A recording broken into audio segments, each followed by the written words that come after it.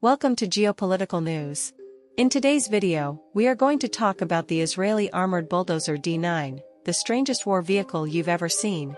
Since the early days of mechanization, bulldozers have been used in wartime scenarios, and during World War II, they became quite popular in the form of the Caterpillar D7, produced in the United States between 1940 and 1944. More than 10,000 units of this bulldozer were manufactured and used in various theaters of operation from Europe to the Pacific. There are some famous photos that show the action of this bulldozer, even though it is a little-known and celebrated vehicle. Caterpillar is a manufacturer specialized in heavy machinery for construction and mining. In 1954, they introduced the first prototypes of their new bulldozer, the D9 model, which initially had a 286 horsepower engine. This project was so robust that it became one of the most reliable and widely used platforms worldwide. In 1977, Caterpillar introduced the most significant change in the external appearance of their bulldozer, which was the elevated sprocket drive system.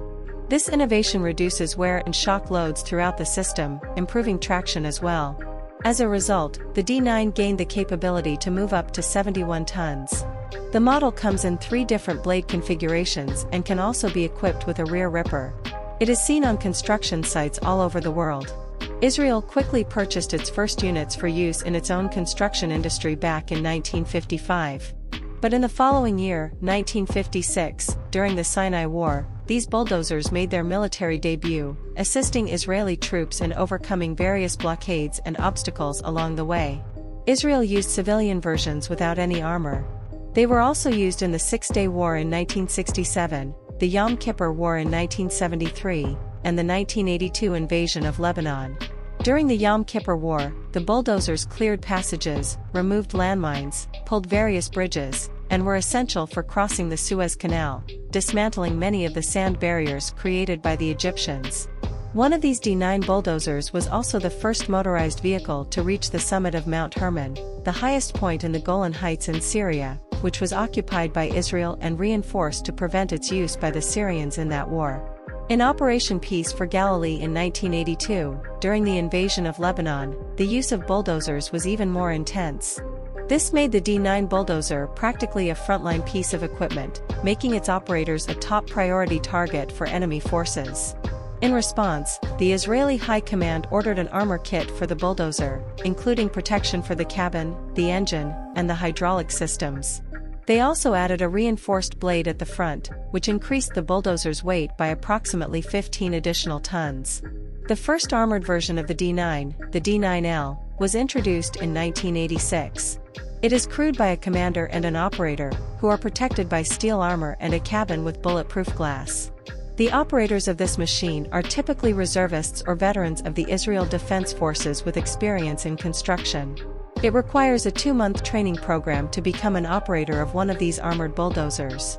The Caterpillar D9N model was imported in the 1990s and became the platform for the second generation of Israeli armor, adding belly protection to the model to defend against mines and other improvised explosive devices.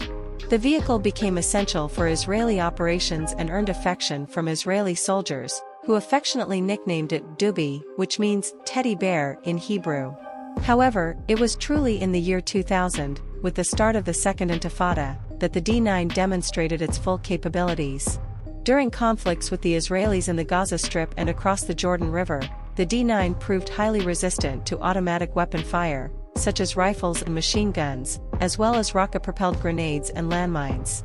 The bulldozers were extensively used to demolish shelters and tunnels and to clear the way for Israeli troops. During this time, Israel also used the D9 in a specific manner, destroying the homes of families of suicide terrorists identified by Israeli intelligence. This practice was seen as a form of retaliation against this type of attack. Urban warfare also created another common use for armored bulldozers.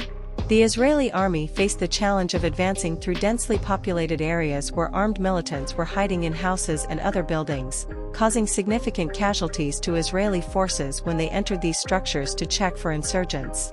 One of the Israeli commanders on the front lines developed a tactic called nohel sur latchets or pressure cooker procedure. This strategy involved identifying a suspicious house that might contain militants and driving the bulldozer over it. Typically, the militants would emerge from the building before being crushed by the machine, either captured or killed by Israeli forces. The D9 bulldozers gained worldwide notoriety for the first time on March 16, 2003 when a 23-year-old American woman named Rachel Corrie, who was an activist for the Palestinian cause, was precisely protesting near the front line alongside a group of bulldozers that were demolishing Palestinian buildings in Gaza. The accounts of the incident still vary to this day, with some claiming that the bulldozer deliberately ran over Rachel, while others say that the bulldozer's operator simply did not see her and accidentally crushed her beneath its tons of steel. In 2005, Israel introduced its third generation of armor, including cage-type armor in the cabin to provide additional protection against rocket-propelled grenades. They also mounted a MAG machine gun on top of the cabin and added grenade launchers, turning the D9 into an offensive firing platform. This configuration is used in situations where the crew's lives would be at significant risk, typically in high-threat environments. Israel also developed a remotely controlled version of the armored bulldozer called the Aurora Thunder, equipped with multiple cameras that transmit images to an operator positioned miles away.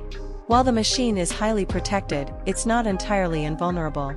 In July 2014, during Operation Protective Edge, one of the D9 bulldozers was hit by an anti-tank missile, resulting in the operator's death and commander's injury. This incident prompted the Israel Defense Forces to introduce the fourth generation of armor in 2019, which includes the active protection system Iron Fist, also used on Merkava tanks, to defend against anti-tank missiles.